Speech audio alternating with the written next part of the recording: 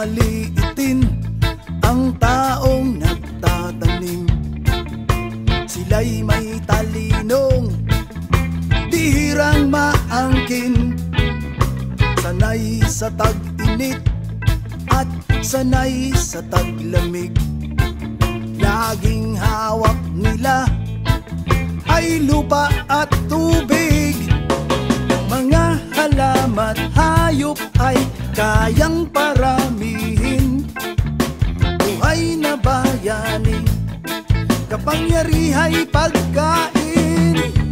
Silang dakilang magsasaka, mga kamay ay may agimat galing kay Bathala.